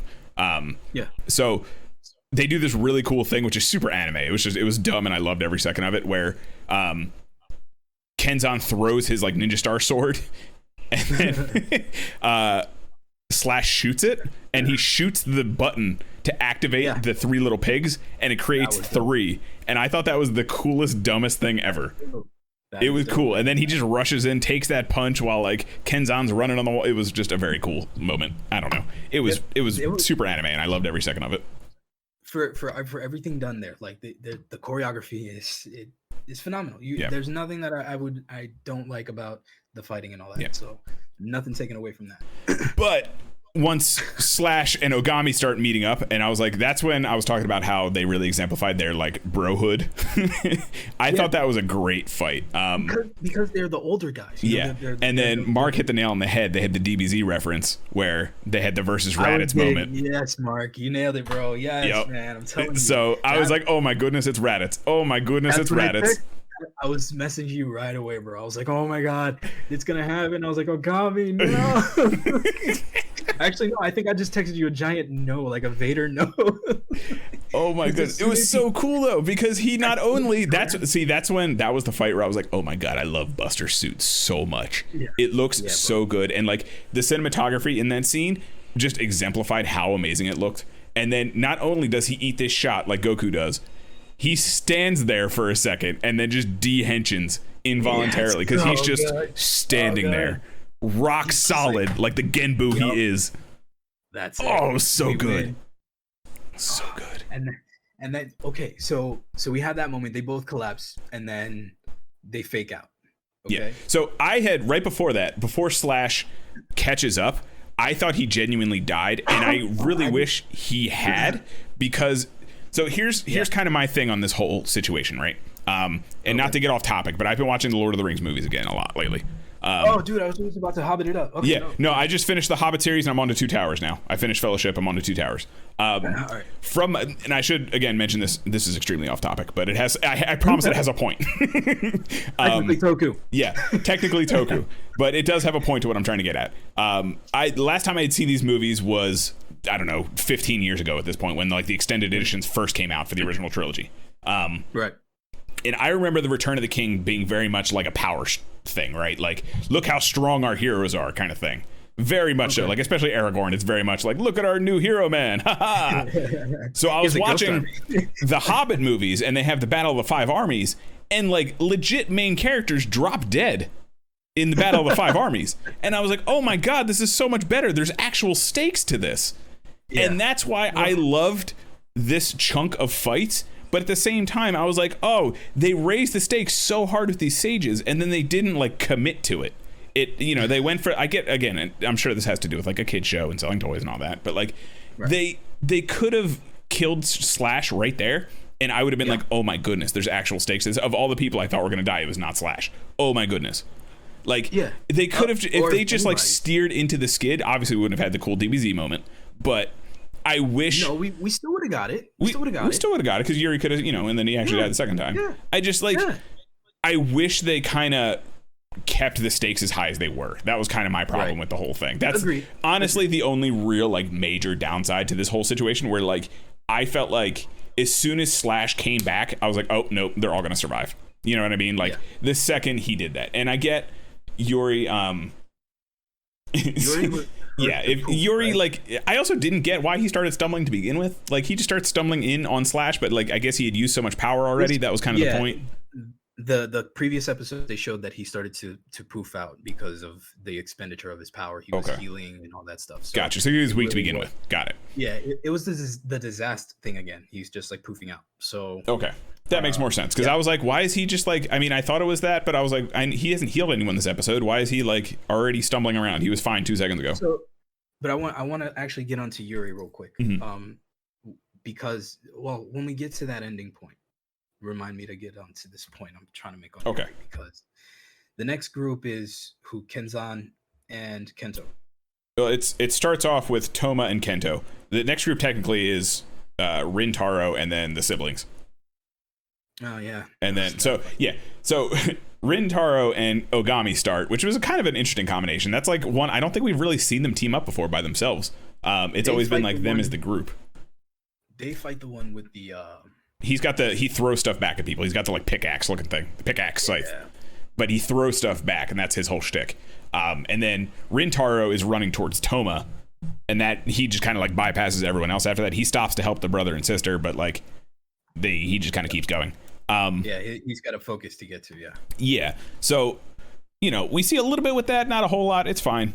And then, you know, obviously we get the big moment with Slash and Ogami, which I'm glad. I'd rather have seen that, honestly, than like Rintaro and Ogami like force some little moment thing. You know what I mean? Like some weird, like, if anything, it would have been like, oh, we're both swordsmen. Look, young and old, that kind of thing. And it's like, okay, cool. But when you get to the brother and sister, and like, so, you know, this is no secret. Reika really loves her brother, like overly much. Like really loves her brother. It's weird. I don't like it. I'm not a fan. It's strange. But we're not gonna wrap on that too much. It's weird. It's a very strange moment, and he's not exactly denying her. I'm gonna leave it at that. They're not going hard. They're not making out, but like he's not exactly discouraging it. It's weird. So, given that that's the case, it does propagate a very powerful bond between them, as it's implied. Yeah. Okay. So when the moment happens that they have their fight, and after Rintaro takes off, they're like defeated. Yeah. And like literally bleeding and dying. So, you know, Durandal gets moozed, and he has and then all of a sudden Sabella gets double stabbed and lifted off the ground, and she's got the actual like spikes in her back, like the actual shot marks kind of thing. So like they're literally beat up. Like they've dehensioned like 3 times now. and they're done. But they get up one more time and they fight the guy again. And that's the thing about the choreography, is that it's so damn good. Yeah. Because because of the fact that they know that they're done for. The same thing we saw with Ogami and Slash, we see with them, where they just go all out. Yeah. Where they drop all flippy and all slashy, and it's just this brutal struggle to just finish him off. I will say, my thing with Sabella is, I was like, how many times are you going to rely on this stupid smoke trick that literally no one has fallen for in like 15 episodes? How many times? Where you just gotta like whip around a few times, and then someone just like grabs her by the throat. It happens at least 3 times in this fight. I was like, really? You're gonna keep doing this? Okay. I forget how it's done, but how do they do it? That like she does that, and then it warps, and then she's like in front of them, and they stab him. Like a couple times. So she started doing the really cool combination with her brother, who, if anyone doesn't know, Durandal has the time stop. He does the Zawaldo and like walks around, which is really cool, but he does it to her a few times, and I think that's how they get him when they're like right before they dehension. She like does her smoky thing again, and then he like teleports her. Well, you know, teleport. But like I thought that was a really cool combination. It works. Yeah, it was cool. It's a cool effect. I'm glad that they kept that around, and that wasn't some like gimmick thing. Like that's his shtick. Like he keeps that hard, and he steers into it hard. It's broken to the point, because comparative to the other powers, it really doesn't do anything. Yeah, like it's not an actual teleport. It's not an actual time skip. He's just moving ultra fast, essentially. But then it seems like most people, again, going to the power scale thing you were talking about, most people kind of do the Superman, where they can start turning and seeing him. You know what I'm saying? When Flash is running around. That sort of thing. And it's a cool effect. it's a good way to temper it. I there's nothing wrong with how they did this shit. Yeah. Like I can't stress how well they thought of how to implement the choreography. Yeah. I will say, I think other than the Muzao, which was so cool, other than the Muzao, I think the quote unquote death for the brother and sister was the weakest, just because I was kind of like, ew, this is gross. But like Slash and Ogami, I was like, oh, this is a cool brother moment, like that kind of thing. Yeah. I just like those two, I was like, oh, it's more of those two. They're just going like cranking it to 11 sort of thing. You know what I mean? Like it wasn't like oh, cool, we finally get to like, oh yeah. It was just like, yeah, like they do the hand thing where they're reaching out and they both fall. I was like, that's cheesy. If they wouldn't have done that, I probably would have been more about it, because that was very like cringy. Yeah. So that's how they beat that one. Then the next one, I think, is that's when we get to he uses the two like regular swords, and that's originally Toma and Kento, and then Toma runs off, and then Ren comes up and assists with Kento, so they get their team up again. What did you think of that one? Again, it's just the fact that you see the flow between the two, and the fact that you see the fighting style of Tatagami's. Mm-hmm. Where do you have? I don't like. Again, the design itself is dope. Where do you think they could have done something with Kenzan? I don't know. I don't really care about Kenzan either way, honestly. Ooh, I think we lost you. Your video might have gone to the shadow room. We can still hear you though. So Kenzan's design is cool. It's a very cool base design. I just like, other than the Omni Slash, I don't think there's really a whole lot else we could have done with it. Like the Three Little Pigs add-on was fine. It just kind of changed the one arm. Whatever. He's not gonna get a 3-volume or anything like that, so it really doesn't matter. And that's like, you can't. Yeah, like because he's only got one slot on the whatever his sword's called. I forgot what it's called. But like my thing with Kenzan, there's the video. I think they did what they could have with him. They just make his, they make his fighting itself crazy and over the top and cool. The design, I think it is what it is. It was never going to change. It's not as strong as Buster's, but again, I'm also biased towards Big Dumb Swords and Buster in general. So very true. Yeah, like it's fine. I think the electricity thing was cool. Green electricity is always, I'm a fan of that. Green is my favorite color. You add something cool to it like electricity, I'm game for it. So when they swap books real quick and do their like final attack, I thought that was a really cool little touch. I don't know why they didn't do that earlier, but I thought it was a cool little touch. Like just the fact that they did it then was good enough. Like just do it once, I'm okay with it. Yeah, that's fine. At least we saw it. Yeah. So I mean, it was fine. I think it was, in terms of, I guess speaking character wise, it was probably technically weaker than the brother and sisters, just because like it didn't have as many feels to it. I guess. But like I enjoyed the fight a little more because, yeah, I don't know. I kind of also got tired of watching Sabella and Durandal just get their ass kicked for like 15 episodes. It was all they were doing for a bit. Yeah, like they went from like actual problems to just like losing all the time. So yeah, I don't know. It was cool. It was cool. And then, seeing Espada actually dart around and do that kind of thing was pretty cool too. It was fine. And then I think that's the last of them. Yeah, because then Toma's fighting Storius and Rintaro comes and saves him at the last minute, and eventually we get Wonder Almighty, and it lets them all hench it into their base forms together. It was very much like I will say with Cross Saber and Wonder Almighty, more so Wonder Almighty, I'm not a fan of the like Ronin Warriors Inferno armor thing, where it takes the abilities away from everyone else to use. Cross Saber, like obviously they didn't do it hard, but like he did the 3-volume with Alangina and Lion Senki, which by the way, during that fight he finally got a kick. They started using kicks, and I think that's why I like the choreography so much in the last couple episodes, because they finally start using kicks as their final attack. And I don't know if you remember the kick he uses when he has the 3-volume with Lion Senki and Alangina. It is one of the coolest choreographed kicks I've ever seen in a rider in the last like 10 years. He does this cool like pose where he's like, whoa, he taps the ground and goes up and does it. It was cool. It was very cool. And then they do it one more time, but like when he did that, they de-henshined. Like he couldn't use Tadagami, even though Lion Senki like came out of his like hip thing, which was weird. So I couldn't understand why he couldn't like henshin back or stay henshined as Tadagami.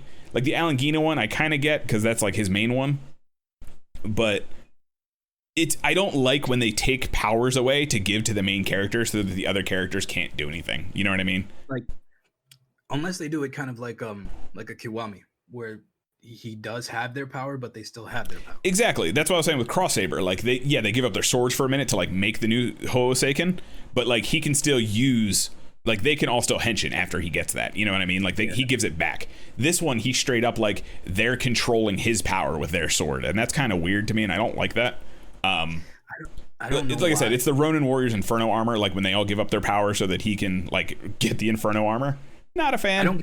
I don't get the implication of how that's better though. Like other than everybody's awesome. It's friendship. That's why. Yeah. It's true. And that's kind of why the Wonder Almighty was fine. I'm not a huge fan of that aspect to it. So like that they tore into their base forms. I'm assuming they're all supposed to be like this powered up base form kind of thing that Toma is, because they're using their Ultra Instinct base form. That's what they're doing. I will say we got Rintaro riding the lion one more time in that final attack. They had to do that. They had to do it, and every single time it looks terrible. It's so awkwardly placed. It just doesn't make sense. So awkward. It's not as bad as when he was like injured running on the green screen, but like it was pretty bad. It was pretty bad. Or the ending of the second episode, or the first episode, when he's just hanging out in the doorway on this like mini giant lion. Like I've never seen something that my brain was like, is it big? Is it small? Is it normal sized? Why does it doesn't look right, but like it's kind of big at the same time. Right. There's something wrong. My brain is like, what is happening in this shot right now? And so we had him riding it one more time, and I will say, out of all three of their powers, the Alangina carpet seems the most useful. He was just zipping in and out. He was zipping around and then like summoning lightning on people. Literally just casting Zeo all over the place. So they kick Storius' ass enough to have him start having relapses of his memory. Yeah. Right? He starts to remember why he liked telling stories, but he's still a dick. He's still like, no, I don't want it. It's not true. I'm a jackass. You know, it's just like, I get that. But once you get to that point where they have already beaten you, pack it in. Like you're done, bro. But I mean, so they go more time. It's like that next round or something like that. Kamen Rider stories. Before I go too far, do you like that design over Solomon? Yes, absolutely. I like it so much more over Solomon, because Solomon was just like composite. Yeah, it's a composite, but it's a not great looking composite in my opinion. Like the repaints and stuff that they didn't look great, even if you don't hide the parts very well. Like I don't know, something about like, I think a lot of it had to do with the helmet itself, like the way that they repainted the Juo. It just didn't look great. It looked almost like there was electrical tape just all over it, and I was like, oh, this kind of looks like a discount cosplay kind of thing. I don't know what's going on here. So I mean, I liked Storius's henshin a lot too. I think that was kind of cool. More so, I mean, it's really the only like real henshin we get the whole time, but it was cool with these like black ink. Now that I think about it, that actually is really cool, because he was a poet and stuff, and it's like this black ink shooting out of the ground, and then he gets the Sephiroth wings, and they, do their thing, or the Seraphim wings, I should say, not Sephiroth. Seraphim, yeah. You had me at wings. Yeah. But, so after they beat him, the world starts to break apart. Everything starts to go to shit. Mm-hmm. Toma starts to fizzle out. He starts to poof again in a really like terrifying effect. Like, so he's destroying the world, right? And he's erasing all the stories and everything. But like, Toma, once they beat him, they're like trying to escape, but like the world itself starts to disintegrate, and they have this like almost like a burning page thing going. Like if anyone's ever seen like paper burn, it's that kind of thing where like pieces are just kind of like chunking out and like fizzling and expanding. But they like do this really weird thing where like the shot is encroaching on the three of them, and Toma is like doing his fizzle out thing like Yuri had done at this point. And it's a really powerful moment because I was like, oh my god, what's happening? Oh my goodness. Oh no, he's still disappearing. Okay, no, it's not happy feely fun time. Okay. You mentioned Yuri poofing out, and that's kind of the whole thing. It's like the death that's coming at this moment is like what should have been when Yuri poofed. When you see Yuri poof after healing everybody, just to go back to that, the line, bro, I don't know if the line that he says, isn't having friends that you can trust the best thing ever? That's his last line. Like, when you take his character into consideration, that was great. That was amazing. That's how it should have been. Yeah. Anyway, the impact that you have here with those two, I felt that briefly for Yuri for a moment. I was like, wow, that was great. I am honestly super indifferent to Yuri. Like, I feel no way whatsoever about him. But that's my point. The one thing I felt was gone. Yeah. So Toma's dying. Everybody's feeling, and it's a really dope effect because it's a high moment. It's everything is going to shit. Toma's dying. Yeah. And you're not sure what's gonna happen because it's not really that implied. Everything is gonna reset. Yeah. But it does. But it does. Because the power of stories. And this is where, when this moment is happening, we get, they had put out an ad for people to send in, like, you know, their favorite story, that kind of thing. And it's really cool because they do this montage of a bunch of different fans. And you know the creator's name. There's a content creator that made it into the video, which is really cool. I'm not familiar with him, unfortunately. Yeah, I forget to look up his name again. But I was watching the video, and he stood out to me. And for some reason, I recognized him. And I'll find his name. I apologize. But, you know, I was like, wait, then does that mean that these are just people? So I just look, and like you said, I was like, holy crap. It was such a beautiful moment. Yeah. I mean, it's not even that crazy. It's literally just Toma standing there. Yeah. Like, it's a black screen. It's just a bunch of videos that people sent in. It's little blurbs. Literally cell phone videos that people just sent in. And that's it. And then you take a moment to consider that in the context of Saber, they're saying that the voice that people were hearing told them to think of a story. Yeah. Right? May. It was the message that May had sent out, and it turned into this like omnipotent voice thing. And then when they do that, it's implied that this is the stories that they're talking about. Yeah. And it's a revelations thing in the context of Saber. And then when you see it as a fan, bro, like, come on. Yeah. How awesome would it have been to be able to send in your own ad? Yeah. I mean, I probably would have tried if I knew it was happening. So legit. Yeah. It was a very cool moment. And then, you know, once the world is reset, we're back to happy feely fun time. And that's when we also get the Human Gear shot, because May had found Toma's last story that he wrote, the everlasting story. And eternal story. Sorry.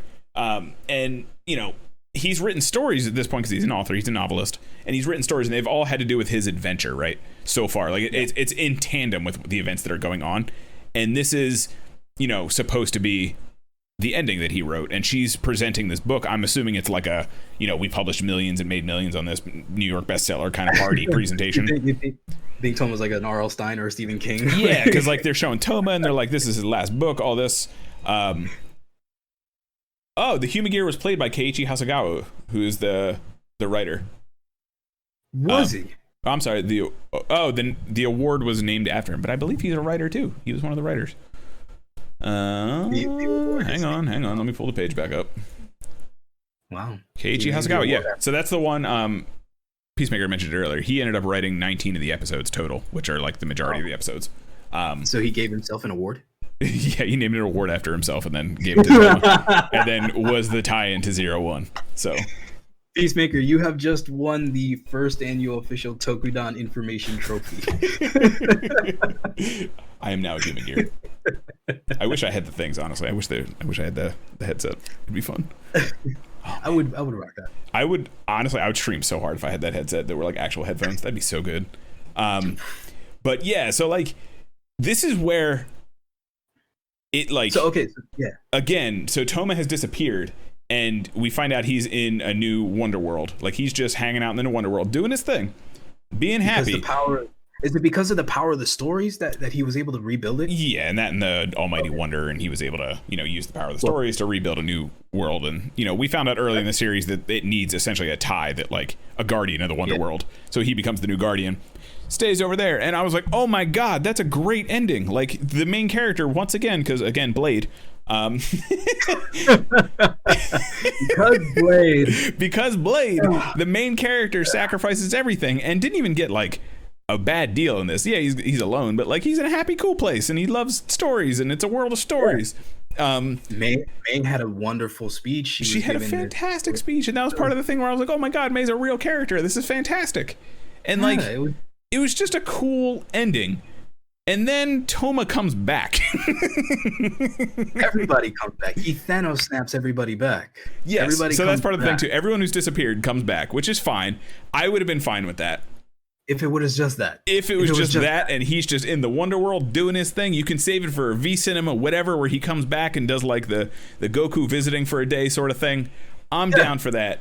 But then he just walks up, and it's like nothing ever happened. It's like, it's been how long? Who knows? But hey, you're here. Yeah, like, welcome back. What's up, buddy? And that's it. That's it. And then he and Kento go have a weird hug, and that's it. And I think they start like frolicking or something. I don't know. And then they have a straight up Star Wars ending. There's a straight up Star Wars moment where the ghosts of everyone who they defeated, who didn't come back, they all got snapped and did not come back. That's some biased shit right there. I think Toma was smart about that, though. He's like, nah, not these guys. I mean, if he was, a omnipotent, benevolent God, he would have been like, hey, you guys learned your lesson. How about chance number 2? What's going on? He wrote the book and he's like, oops, tore out that page. Yeah, he's like, oh, Storius was like, you're my hero. I knew it the whole time. And he was like, you ain't shit. Storius, I hate you. But it was funny because they got, it's just, it was a very strange, like, Star Wars ending thing. But yeah. After all that, yeah. And then that's it. That's pretty much it. Everybody gets this. You see Daishinji in the lair. Everybody just goes back to doing their normal stuff. Yeah. And that's it. Yes, Storius did get to have a little bit of a redemption, which is pretty cool, surprisingly. which is a good idea, but what was the point of the story if you're just going to be like, I mean, what, you're all right, man. Yeah. No, I know. Yeah. But honestly, like, I wish Toma had stayed gone is my point. Like that last 30 seconds or so, or 2 minutes, whatever, when they have him coming back and the weird like Star Wars ghosts and all this, and they could have cut that and just ended it with May's speech, honestly, and rolled credits and just done like a, hey, here's Rentaro, here's Kento, hanging out by the tree, just longing for his friend, all this kind of stuff. They could have done all of that, and I would have been like, wow, that is a great ending. And then, epilogues, V cinemas, all that. That's when you bring Toma back. But them bringing him back right after that is kind of what killed it for me. But then we're going back to the point where we were just saying, like, we don't want to have to consume side things. But that's the thing. That's the end of the story. That's like, even if he doesn't come back, you can have him, they reopen the gate to the Wonder World. Some nonsense happens. They go to Wonder World to see him. And then, from whatever MacGuffin there, that's when he can come back to the real world. I'm down for that. But like Toma goes to hell and sees Ichigo. Yeah, like I wanted them to like, again, put some like hard stakes to this and steer into the calamity that they were creating. Like 0-1, we felt the stakes because they had centralized it more to the characters. And obviously, it was a world-ending thing, but they had centralized that conflict to the characters. It was one mentality to the other, one ideology to the other. This was much more world-driven, but they could have had it so, yes, he may not be able to see his friends, and I get that's the point of Toma's character, but at the same time, he's very happy because he helped his friends, and now he gets to write stories all the time, and that's just what he's doing. Like, that could have been an equally happy ending for him and also been more satisfying, I think.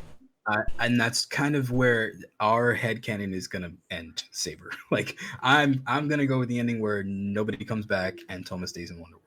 The whole Thanos thing, like, again, you could have saved it. I'm fine with that. That's, again, Toma's prerogative. He just wants to help his friends, save his friends. But the fact that he could do that with, like, no repercussions whatsoever is kind of what irked me. You know what I mean? It's like, an that's of that's just kind of what bugged me about it. That's all. So. And but again, it had to end that way. If it had to end that way, we're gonna accept that it ended that way. I mean, it didn't kill it for me. I'll put it that way. It didn't kill it. Yeah. I just think it could have been like a lot of things in the series. They have a lot of really good moments, and then they do something like that where they stumble a little bit, and it kind of like, and I don't want to say cheapens because I don't think it cheapened the moment, but you know what I mean. Like it doesn't hit as hard as it could. Right. Yeah. It took a year for that to happen. So apparently the time skip was a year. I guess that's a consequence, but like to us that was like 30 seconds. So that year is kind of moved. It was a year. He took an entire year to just hang out. How did I miss that? It was like 2 months, if that. They were like, they had time to organize an award show, and that was like. I think they could have played that aspect a little better, but again, I don't think it was awful. It wasn't bad. I enjoyed it. The grand scheme, my feeling on Saber is I very much enjoyed it. And that's kind of how I feel about everything. Good show. Could have been great. Could have been great. Not bad at all. I very highly recommend it to a lot of people. And I think a lot of people, if they go back and rewatch it, I think they'd feel very differently about it. Because, again, it's another one that I think started off with a bad impression because it was Ghost Rider. You know what I mean? Yeah.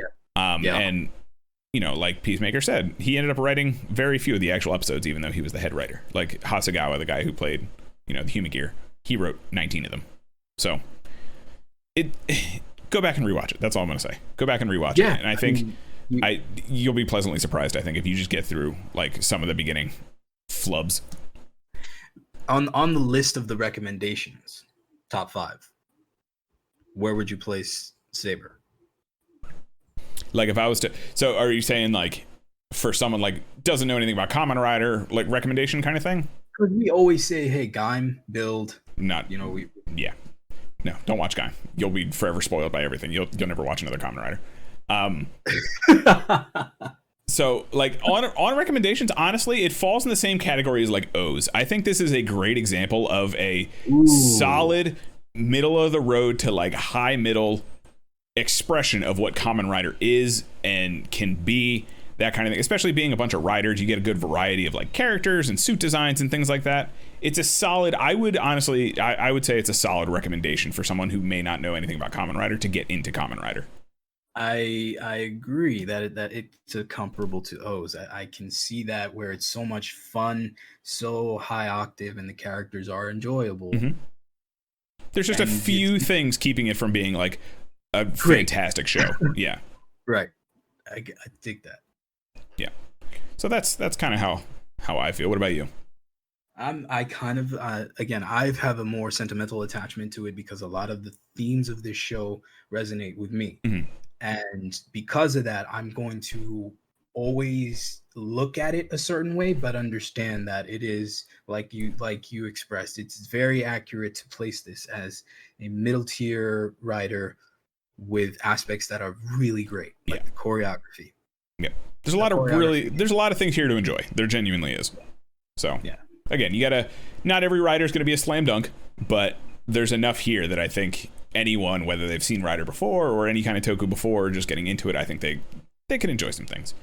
And yes, I would very much recommend Peacemaker saying they'll take some time away before they try that. I very much recommend that. Kind of get that idea out of your brain that the first little bit like puts in there and just start over. Start fresh. Yeah. So again, I definitely want to check it out again. I'm gonna put this on ice for a bit though. Yeah. The next V Cinema though, I'm wondering where they're gonna go, because if they're gonna Gaim this up or even 0-1 it up, we're looking at what, 2 more movies at least? I believe so. The next one I believe is called the Trio of Sin or Sin of Trio, something like that, and it has Saber, Rintaro, and Kento on the cover, riding their respective things, or engaging with their respective things. I think the dragon's just kind of flying around, and Alanina's just being a big buff man behind Kento. But clearly, so we're getting 2 books that are coming out. They're released. They are up for pre-order now on sites like Tokollectibles. It's the Arabiana Nights, which is obviously Arabian Nights. It's the full book. Like I said, I'm pretty sure it's going to be the Dragonic Knight / Sign. The equivalent to that, his power up. It's 8 years later with somebody taking up Falchion. Oh, okay, I didn't know that. So it takes place 8 years later. Nice. And someone picked up Falchion. because Ren just kind of left it around somewhere. God damn it, Ren!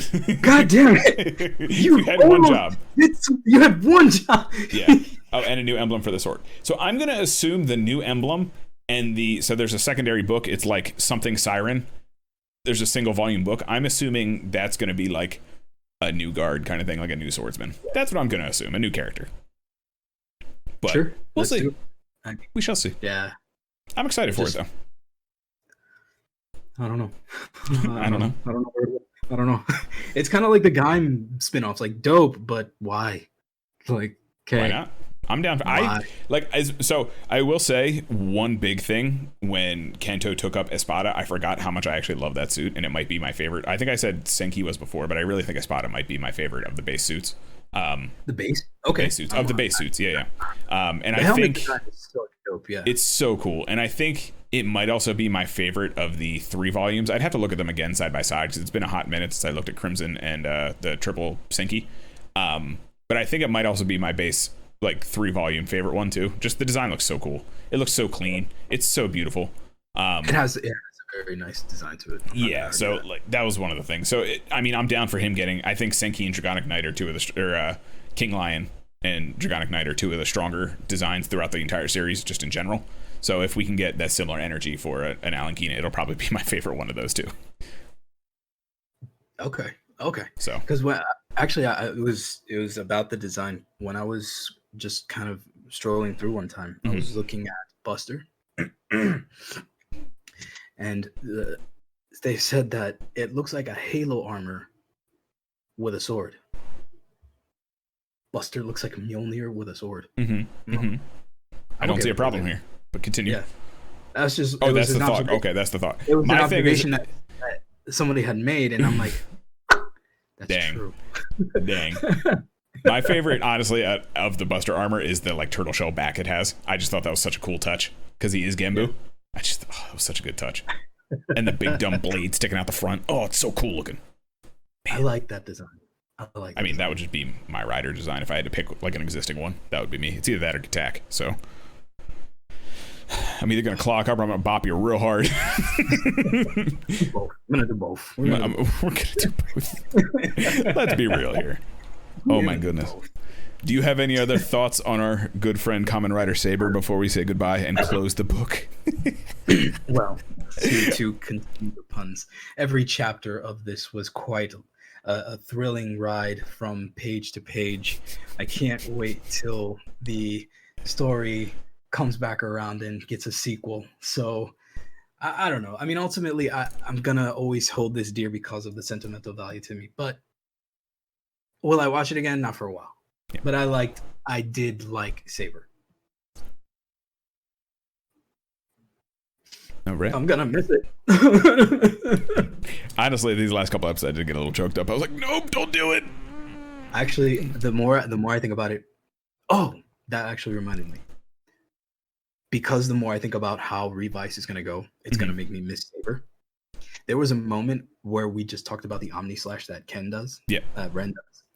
There's a moment where Revice is doing that. Okay. With Vice as part of their finisher, I think. Okay. And they every other or third cross, they bump into each other.